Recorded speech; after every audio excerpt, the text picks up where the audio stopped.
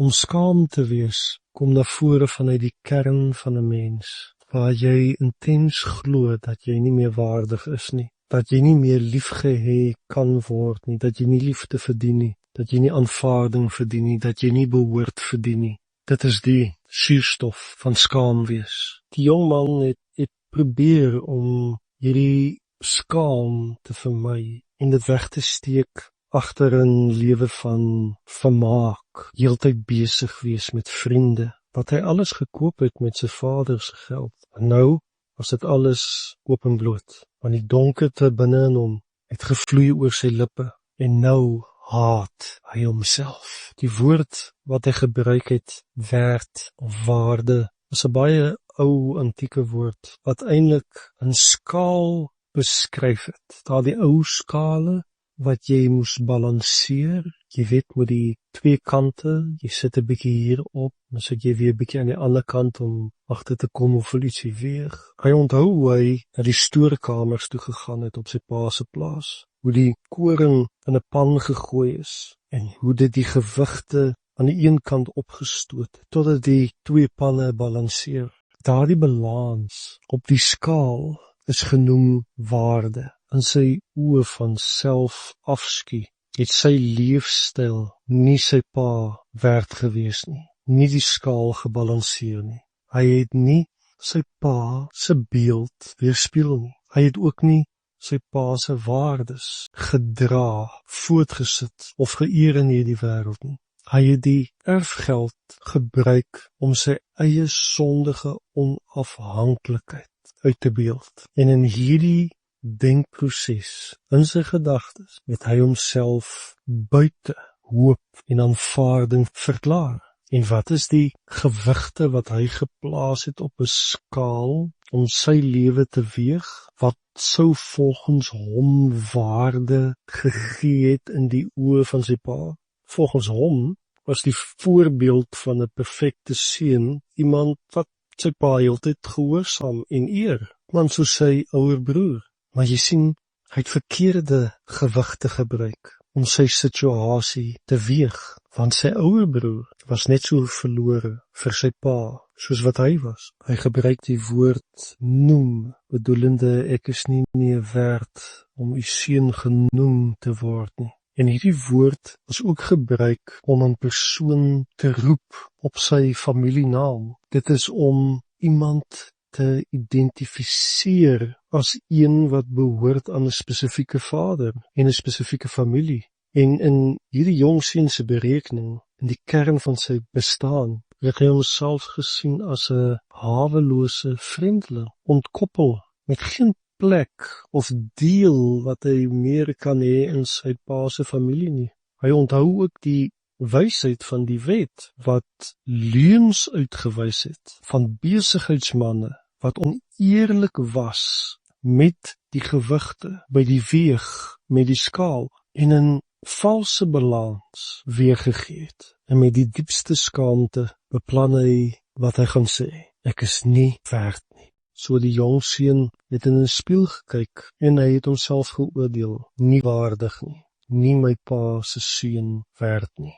So die woorde het alles opgesom oor hoe hy gevoel het, hoe hy na homself gekyk het. En dit het eintlik maar net vertel van sy skuld, sy skande, sy selfhaat. Ek is nie u liefde werd nie. Ek is nie u aanvaarding werd nie. Ek is nie u tyd werd nie. Ek is nie u bekommernis en sorg werd nie. Ek is nie werd dat u in my belang stel nie. Wat ek wel verdien, is om buite op die vullishoop gegooi te word. So, hy het sy identiteit verloor. Hy het nie geweet wie hy was nie. Hy het homself gedefinieer met reëls wat hy nie nagekom het nie. Hy het hom vergelyk met sy ouer broer. Hy het gekyk na sy handel en wandel en sy identiteit daarvolgens bepaal en op die gevolge en die omstandighede waarin hy homself nou bevind.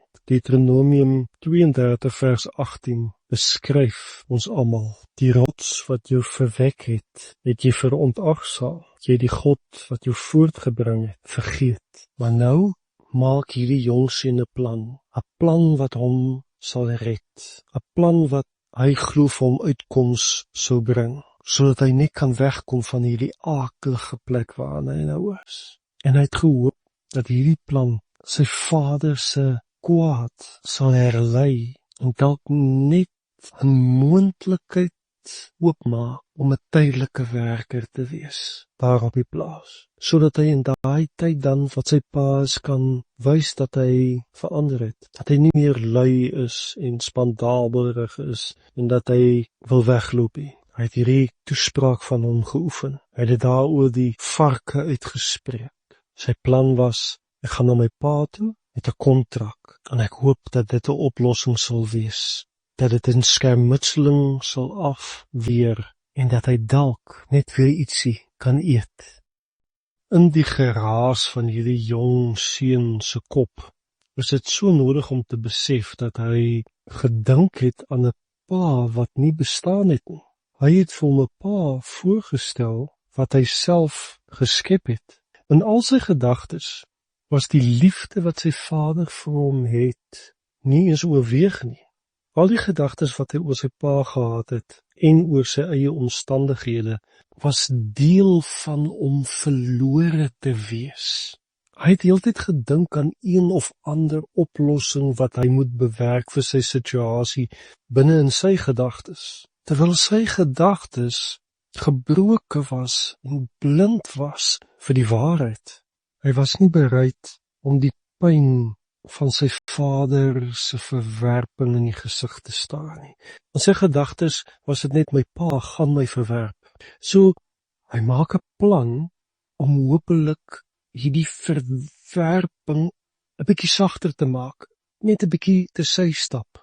Hy sal die plek inneem van die onwaardige elendeling wat hy geglo het wie hy was in die oë van sy pa.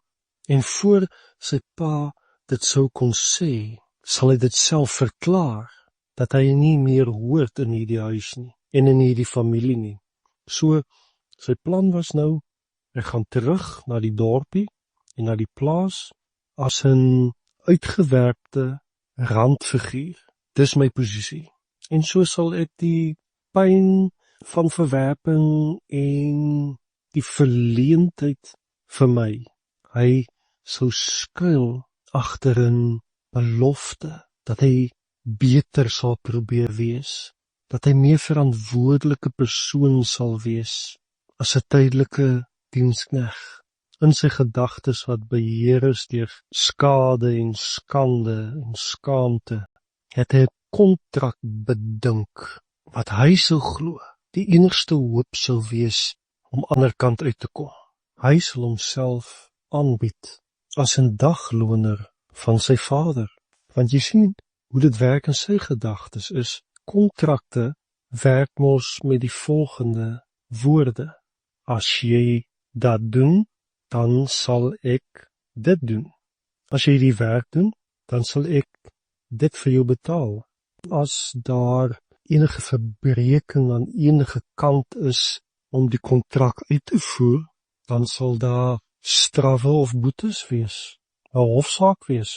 In 'n geval met 'n kontrak is daar nie verhouding, geen eenheid tussen die partye nie.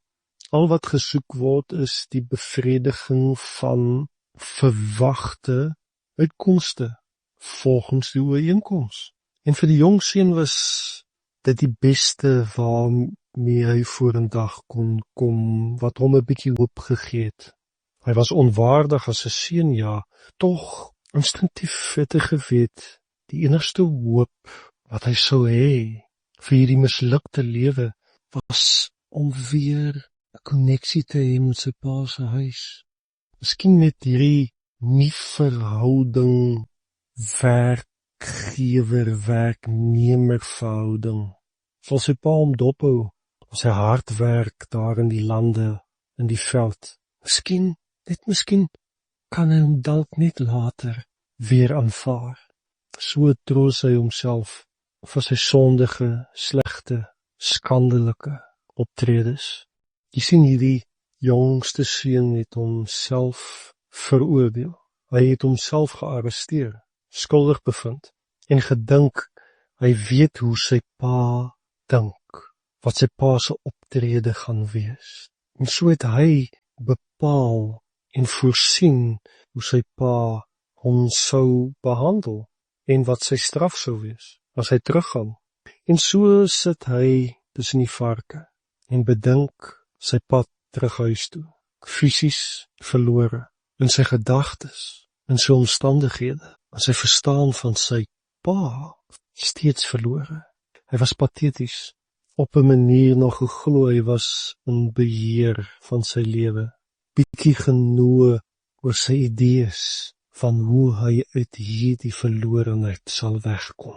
En hy het nie eers oorweeg of daaraan gedink om terug te gaan na sy pa en sy huis toe nie. Die familiehuis was verlede van die familie, vir seuns. Ja, diensknegte het ook op die plaas gebly, maar dagloners, huurlinge, nee, hulle gaan terug dorp toe in die aand. Sy planne, hy sou maar slaap waar hy kon, in 'n duik of onder 'n brug, miskien daar in die markplek, as dit skemer raak, daar onder 'n tafel insluit. En sy kontrak sou slegs behels dat hy by sy pa sou werk as sy pa hom nodig sou hê. So in die oggend as die boere dagloners soek, dan sal hy sorg dat hy daar is en hy sal kyk vir sy pa se gesig, hierdie hoop dat as sy pa hom sien, hy hom weer vir 'n dag sou hier. Ten minste so sal hy goed kan eet. So die kontrak wat hy opgestel het in sy kop was eenvoudig en het totaal en al uitgesluit 'n moontlikheid om weer in verhouding met sy pa te tree. Hy het net gehoop hy kan weer 'n kans kry, as 'n huurling, as 'n dagloner, om te werk, om weer plek in die gemeenskap in te neem, maak nie saak hoe laag nie, dat hy homself weer sou kon bewys as 'n verantwoordelike persoon, 'n hardwerkende persoon, soos sy broer. Maar soos hy weer na homself gekyk het, kon hy net sy afskuwelike optredes onthou. En dan verwerp hy homself. En as hy daaraan dink, sê hy vir homself, ek sal probeer om 'n beter mens te wees. Ek sal probeer om my lewenstyl te verander.